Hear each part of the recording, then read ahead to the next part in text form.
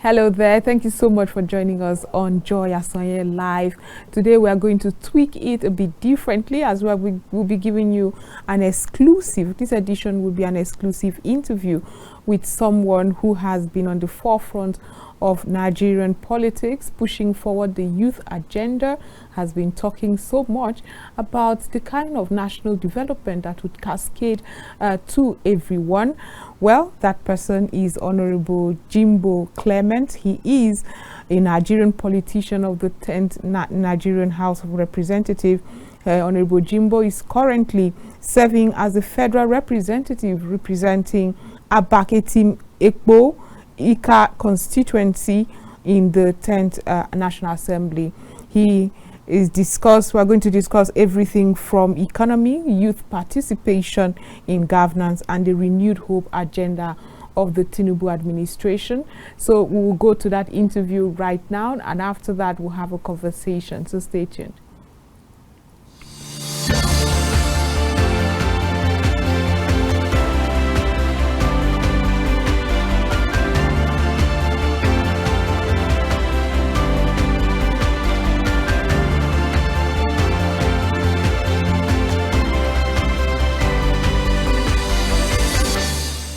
I first started out in 2019,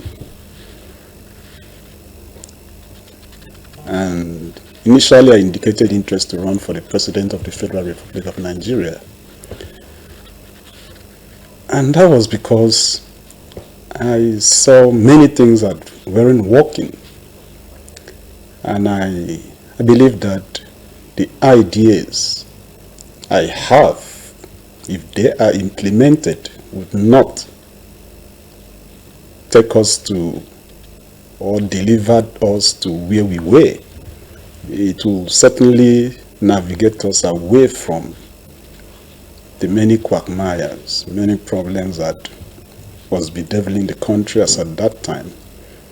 So since I'm not one of those people that will always like to gloss over issues and just pray and believe that the best will come, but for the best to come, someone will definitely, intentionally, deliberately roll his sleeves and work, because it is what you inspect that you expect. If you don't work it, it will not work. We want Nigeria to be better than what it is.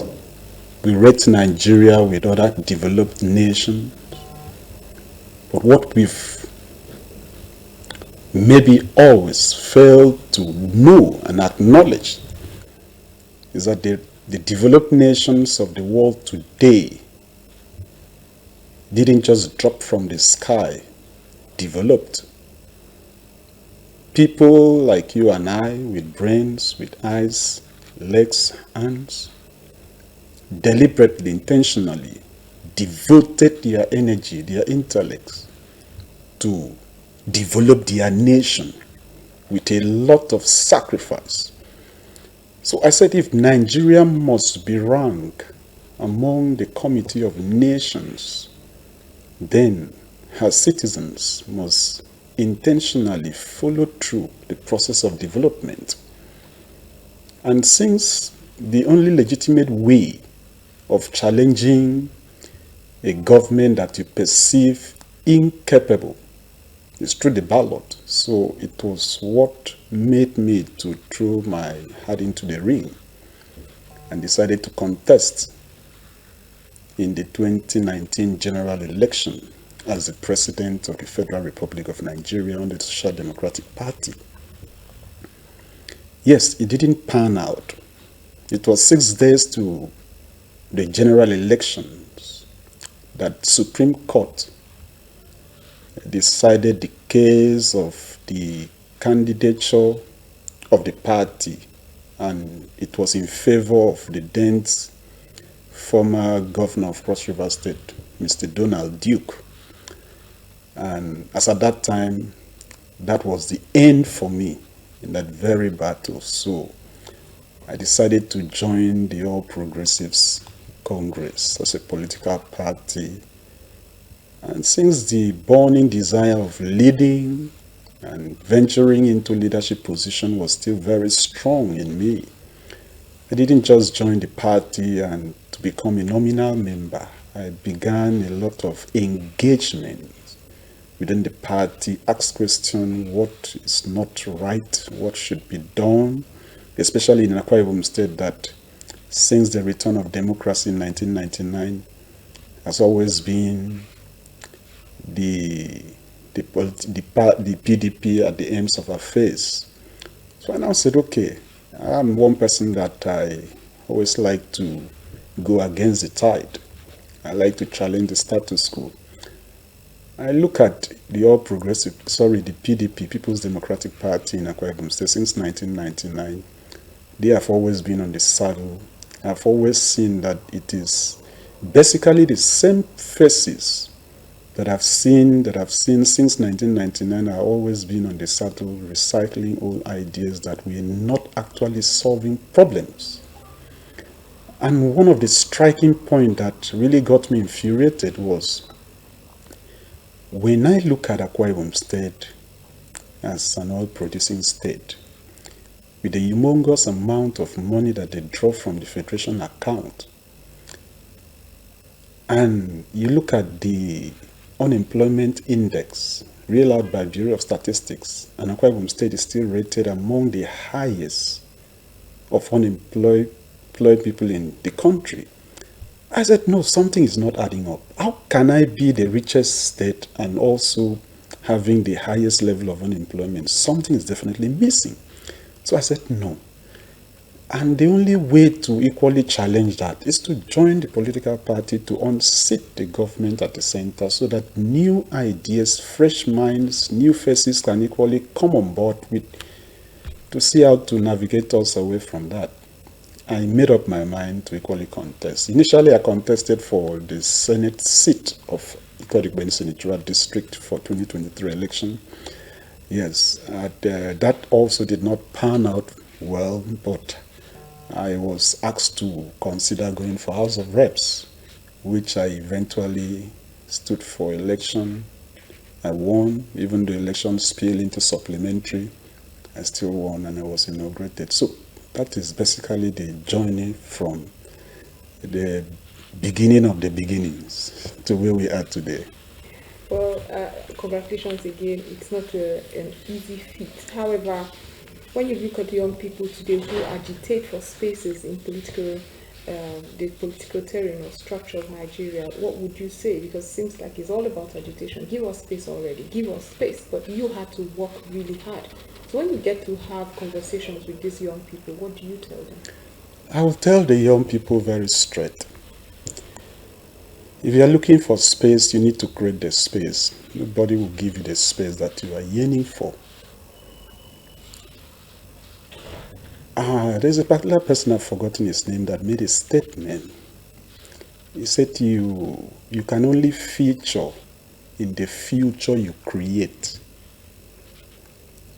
So nobody will create anything for you. Go out there, roll your sleeves and wrestle. And I can tell you for sure that if you are determined and serious and passionate about what you want, space will always be created by your effort. It was this man that made a statement, Albert Camus, in one of his books titled The Rebel. He said, it is better for you to die on your feet than to live on your knees.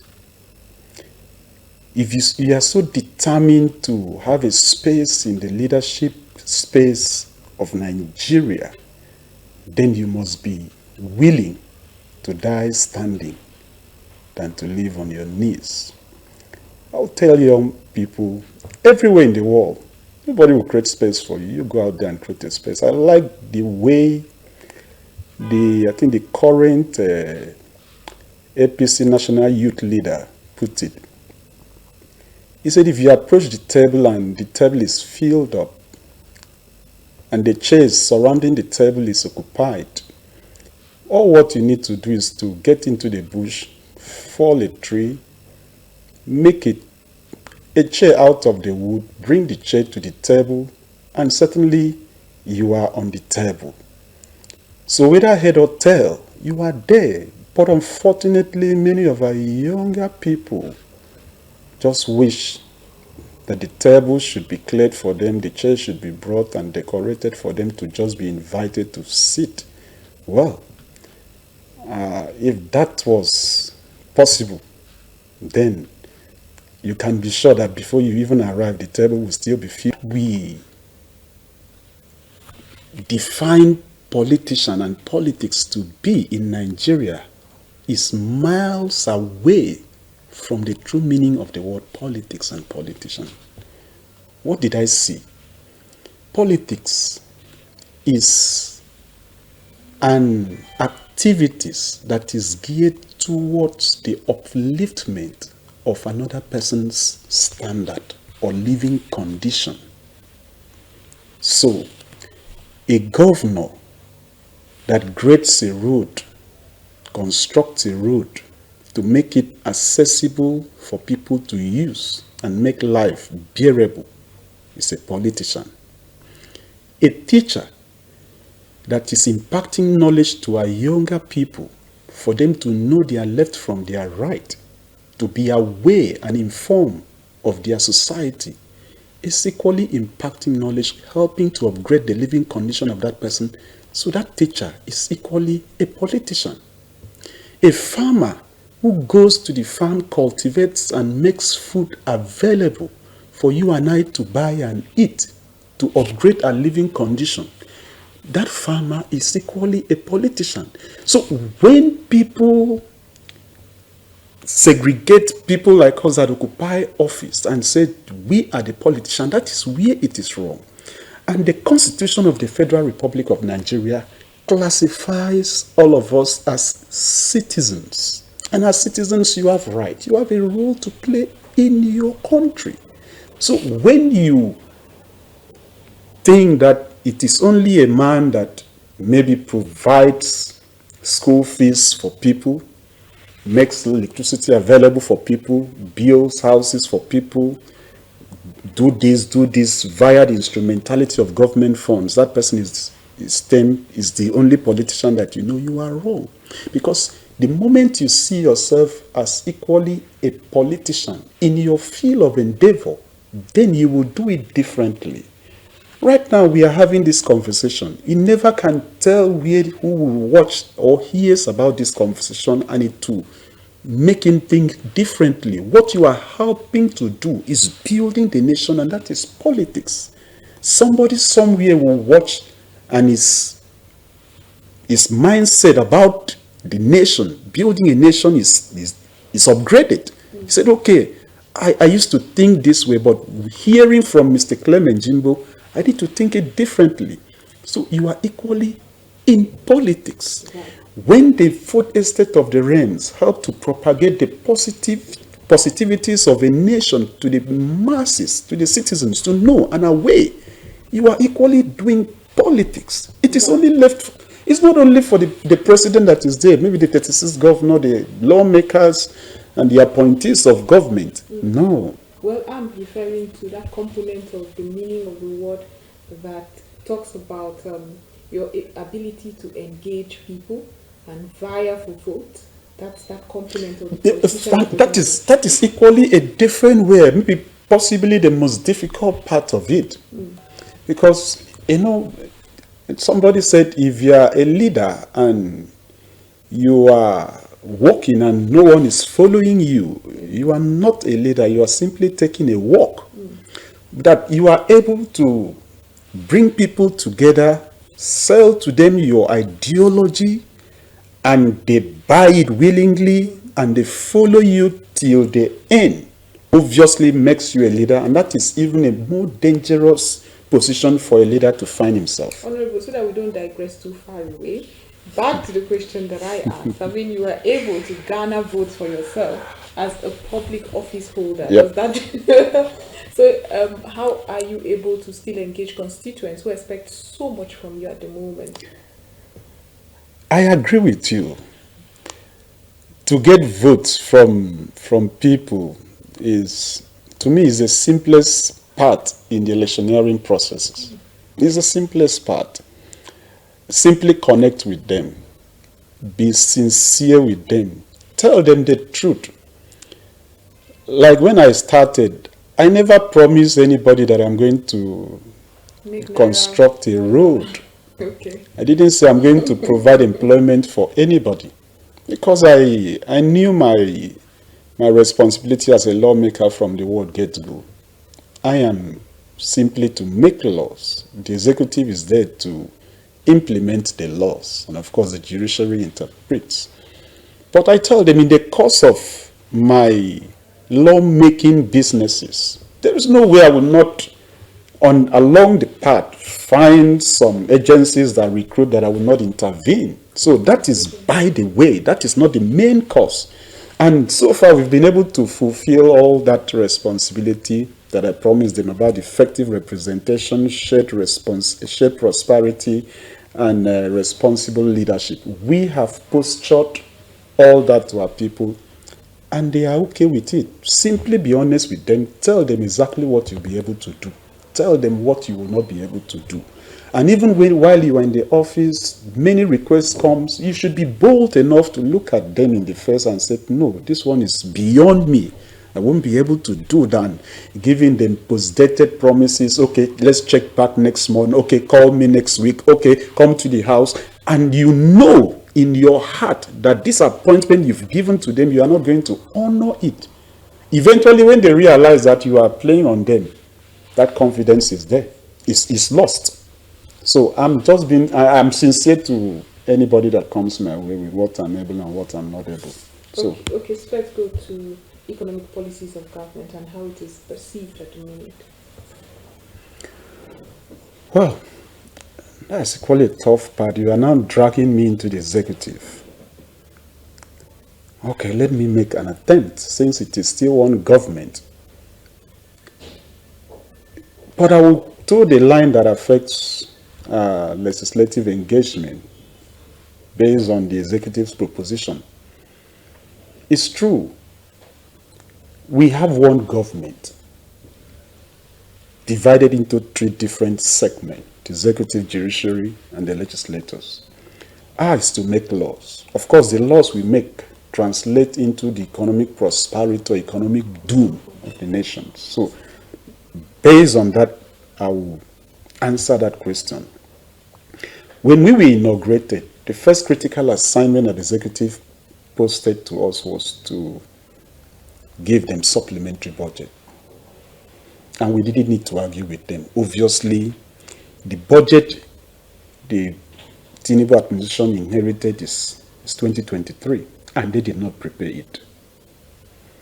And we saw the need to speedily make sure we open up the pause for them to begin to implement the promises that they promised Nigerians by making money available. That was not an issue. Thereafter came the 2024 full cycle appropriation bill that they sent to us. We did not equally waste time, and we maintained that same culture of passing the budget on the last day of the year, 31st December.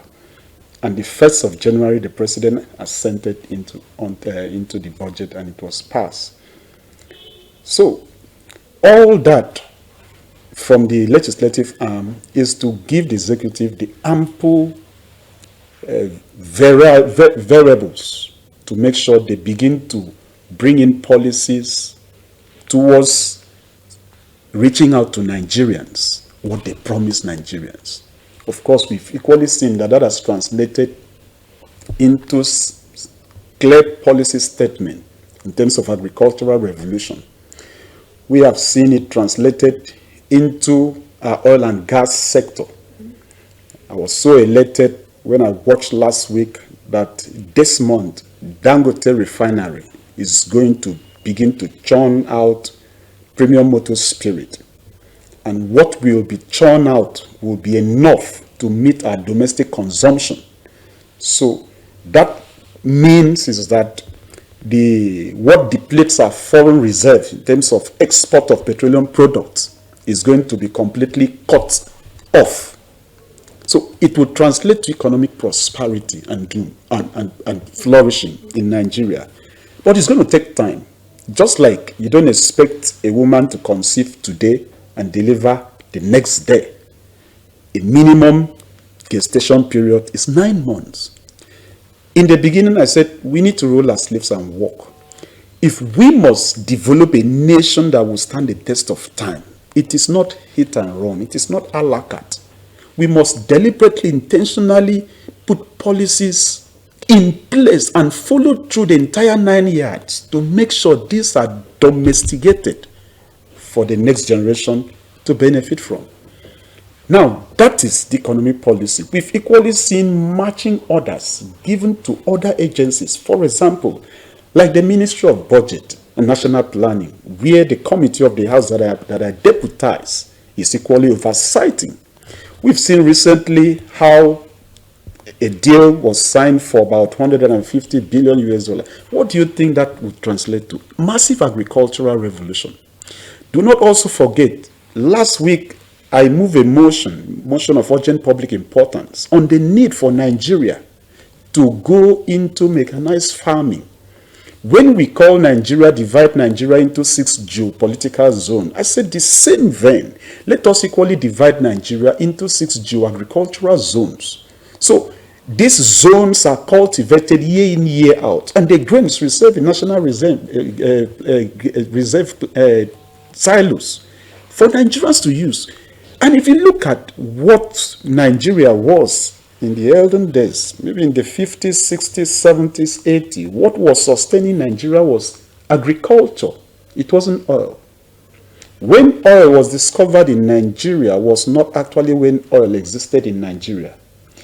The discovery of oil was, to me, the time where God decided that, okay, it is time for Nigeria to know that they have this. Not because oil was not with us. It was always there. Why did it take maybe some time for that to happen? I see it this way. For a child to gain admission into university, that child must have started primary school, secondary school. For that child to start primary school, that means that child must have been born. For that child to have been born, meaning there is a man and a woman that got themselves together for the wife to conceive. So there are precedences that will eventually give rise to the ultimate objective. So when oil was discovered in Nigeria in 1956, what was sustaining Nigeria was agriculture. And as citizens, as leaders, those that were managing the proceeds from agricultural produce didn't do quite well, because the intention of the Almighty God was that the proceeds from this agriculture that is sustaining Nigeria was to be used or harnessed or stored, so that when oil is discovered, the resources from the agricultural proceeds will be plowed back to revitalizing our oil sector, making our tools for the exploration of oil available. But since that was not done, there was a missing link, missing gap. When oil was discovered, many people that were doing well in agricultural sector abandoned the agricultural sector and moved to oil. So there is a gap. Instead of carrying the agricultural sector alongside the oil revolution, and now we are in ICT. ICT would have been there, employing people here, and employing people there. So there was a missing link, and until we go back to the very basics, which I believe the deal that has just been signed by the Minister for National Planning and Agriculture and Budget is actually meant to achieve that, because we in the national planning will be monitoring the implementation of that fund to make sure it is targeted to what it was intended for, which is agricultural revolution. And until we are able to feed ourselves, then we will not be able to make any meaningful progress. Yes, I'm confident. Even though nobody on earth is omnipotent, is all powerful, omnipresent, present everywhere, and omniscience, knowing everything. Nobody, including Mr. President, including you, including me. So what basically is done is trial by error. You experiment an idea, you think it will work, and you monitor it closely. So if you begin the implementation and you, by show of hindsight or foresight, you discover that no, it is not going the pattern you had envisaged, what do you need to do as an intelligent person and as a leader? You immediately divert the attention. You recalvanize, reject, and reject it to make sure it gets to where it should get to. I'll share this story to buttress that very point. There is a young man that got disturbed by a particular question that bothered him, and that question was, what his destiny will become, what is likely to become in the nearest future. He was so disturbed that he had to share it with his friend. So his friend told him, okay, that is not a problem, that there is a man in this community that if you tell him about your problem, is going to proffer solution. The boy was excited, so they fixed a date to visit the man. So when they visited the man said, is that what you want to know? The boy said yes, he wants to know what he will become in future. The man said, okay, I'm going to give you a chair to sit down. In front of you, I'm going to dig 2 holes. And I'm going to use white chalk and paint on one hole and use black chalk to paint on the second hole. That is equally going to drop a millipede on the floor, the ground. If the millipede wiggle into the white hole, meaning your future will be very bright. Whatever you do, you will succeed. But if the millipede go into the black hole, meaning nothing that you will do will succeed. They asked the boy, do you agree? He said yes. They gave him a chair. He sat down. 2 holes were dug on the ground. One painted with black and one painted with white. The millipede was dropped on the floor. The millipede wriggled, danced, meandered towards the white hole. All of a sudden diverted and was heading towards the black hole. The boy stood up, carried the millipede with his hands, and fixed it in the white hole. The man asked him, I didn't ask you to stand up, didn't ask you to touch, only watch. You know the response the boy gave? He said, he cannot have 2 eyes, 2 hands, 2 legs, and he sees his destiny move away from the white hole to the black hole. The same thing with any nation. You cannot, as a leader, you watch the destiny of your citizens, your nation, navigate away from the lofty policies that you have promised them. So at any point in time, you sense that this thing is not tilting towards your targeted goal. What do you need to do? You stand up as a leader and you change direction, you change course. That is why ministers are not performing. He will tell them, you can go, let's try another person. That is not because he never believed in the person so appointed, but because he has failed to deliver. And that is where even Nigerians would tell even the president or any other person that said, look, you want to lead, you've given you some time, you have not performed, the next election, we are not going to vote you. So the people have the right to decide, just like the president equally have the right to decide. So at every point in time, citizens rise up to the occasion of their responsibilities, and the president equally rises to the occasion of his responsibilities. You will see the nation moving steadily to where we need to be. It takes 2 to tango. Like I said when I dropped the last statement, it takes 2 to tango. Nigeria is buildable. If you look at what this man said, I like to quote him a lot. His name is Lee Kuan Yew of blessed memory, one of the famous leaders in Singapore, he's made a statement in his book titled From Third World to First. He said, we cannot afford to forget that public order, personal security, economic prosperity are not the natural order of things. They depend on ceaseless effort and attention from an effective and honest government that the people must elect. See the nexus. Effective, honest government the people must elect. We cannot afford that public order is natural. No. We cannot afford to forget that economic prosperity is natural. No, they are not natural things. People work it, both in government and the citizens alike. We have passed the 2024 budget.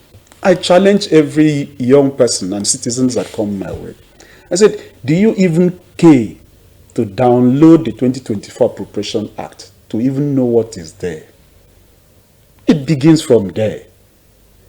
All the 360 federal constituencies are represented in this budget, and you are in one of these constituencies. Do you even know the project that you should expect in your locality? Or is it just to sit down and whine? It begins from taking responsibility. It is a public document. As a citizen, you have responsibility, not just right. Have you lived up to your own responsibilities? Because if leaders are not held accountable, there is that possibility and tendencies for leaders to believe that nobody knows what he or she is doing. But if there are citizens' engagement that engage the leadership in facts, that, sir, you are representing me. I have seen 1, 2, 3, 4, 5 projects in the budget. When are we expecting the execution? Now, there is no sane leader which his constituents have projected such facts to him or her that he will sit aloof. He will say, okay, that reminds me. Let me get in touch with the agency and know the procurement processes stage. And even know the company that this project has been awarded, to know when the contractor will move to site. I tell you something. We have close to, if not more, I'm not definite here, close to over 50,000 contractors in Nigeria. And if projects are awarded to these contractors, and all of them move to different sites, that is Nigeria.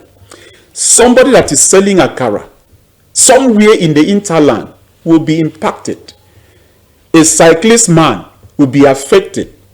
Local hotels operators will be affected. Boys that are selling, let me see, even say local jeans in the community will be affected. So you will see that it will drive down development in the interland by virtue of a contractor moving to a site to begin site clearance. But if the citizens are not holding leaders to account based on documented evidence, there is a tendency for this, even us, the legislators, to say after it's the responsibility of the executive to implement the budget. Let them just whatever they do. But everything has a multiplier effect. Let citizens learn to hold us to account, including me. At some point in the life of a nation, our people must learn to sit down quietly and ask ourselves a question. Why are we here? What have we been doing that is not right? Must we continue to do this and expect a different result? How? It's true. By 2025, 2026, we are full-blown into election here. You will see many politicians who are vying for one thing or the other, going out there, organizing meetings and sharing peanuts, promising heaven and earth that they know they will not do. But then, learn citizen should be able to ask questions. I need to see a politician that gathers people to solicit for their vote by telling them, I'm going to give you this, or share it maybe 5,000, 10,000, or 2,000. A citizen that will say, sir, please, we don't need what you are bringing here. Tell us in clear terms what will be your role in transforming our community to this, in doing that. Those are engagement. Since I was born till I got to where I am now, I have never collected a politician a dime to even cast my ballot for him or her. I have never. Because I knew very well from the word get-go that if a politician gives out maybe 5,000 naira during voting for you to vote for him, if you multiply 5,000 times maybe 10,000 votes, do you know what that amounts to? Then you expect that person to win the election, gets into that office, and look at your face in terms of your needs. You are a joker. He will need to recoup the money first. This is not magic. So until citizens learn to deprive themselves of the immediate benefit of temporary gains for a long-term gain for him and maybe the entire community, then we are still digging ourselves into holes. Like me, I did not give anybody a dime to vote for me. I did not give anybody a dime to vote for me. Over 23,000 votes I got. We are people, human beings that vote their conscience and their mind. I told them, if you need me to give you a dime for you to vote for me, then you don't need to vote for me. Vote elsewhere. I was so stuffed, I was so stained to that extent that if what I am telling you cannot convince you without a shadow of a doubt to vote for me because I'm sincere, then take your vote elsewhere because I don't need it. Because I can't go against the Constitution. Vote buying is a crime. That many institutions of government are not living up to the biddings. The act that established it does not make it right. And Nigeria still need people that will be willing to stand on their feet and tell you, release the trigger. I'm ready to die for what I believe for. I bought a dream within my abilities as at that time. I packaged, I think it was 1,500 or 2,000 naira in an envelope. Because when you drop a drink, they say you need to wage it. Those ones were not a problem. But when I entered the man's house and I dropped the drink, I waged. The man looked at the quality of the drink. He told me to carry it and leave his house. I did. I carried what I brought, entered into my car, told my people, let's go. And we left. And I told my people, if he is the principalities of this community, let me see how he's going to call all the people and tell them to stop voting who they have decided to vote. I did not jitter. He has not received me, and it did not matter to me because by virtue of the 2022 Electoral Act, beavers will be used for accreditation. And he has one vote. And there are people that said, if I don't consult them, I can't enter into their community. I said, no, the Constitution guarantees me freedom of movement, that I can enter into any community and canvass for vote. If you come and stop me, you'll be breaching the Constitution. It's called assault. And the police will take over from you. So our youths must not just think, they must have the courage to confront situations and status quo. A dependent nation in terms of importations, we hardly add value to our raw materials. And what that bill intends to achieve is to help add value to our raw material. It will help us to earn foreign exchange. It will help boost our GDP. It will help create a lot of employment. And it will move our raw material from raw material to semi-finished and even semi-finished goods. So That is number one bill. The number two was the agricultural stuff that I said we move, matter of urgent public importance. These two bills are very, very critical to the life of this country and the life of this administration. And it will be my joy that it's held to second reading, possibly third reading, and the president has sent it into law and make it a law indeed that would translate into all these different deliverables that we've talked about. That is what keeps me awake. To see that our youths are gainfully employed, to see that our youths are up and doing, to see that our youth deploy the God-given talent that is in them. We are very creative and we are very intelligent. But sometimes what inhibits that intelligence from flowing out is the environment we find ourselves. We need to see a nation where we have 24 power supply. I had recently traveled to Rwanda. Even their big hotels, 5-star hotel, they are not using generators. They are powered on the national grid because they believe that it will not go off. That is how they trust their power supply. That there is no even backup. Like say generator in case the NEPA takes life for 5 minutes, we will need to power. There was nothing like that. That means we can do it. We can do it. I would like to say to young Nigerians between the age of 18 to 45, maybe 50, the future, the present of this nation and the future of this nation lies in our hands. We need to deliberately, intentionally build a nation. Just like they say, as you dress your bed, so you lie.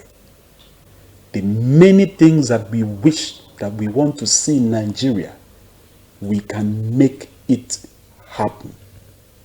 It starts by believing in your country and making sure that things are done decently and in order. Be a solution and not part of the problem.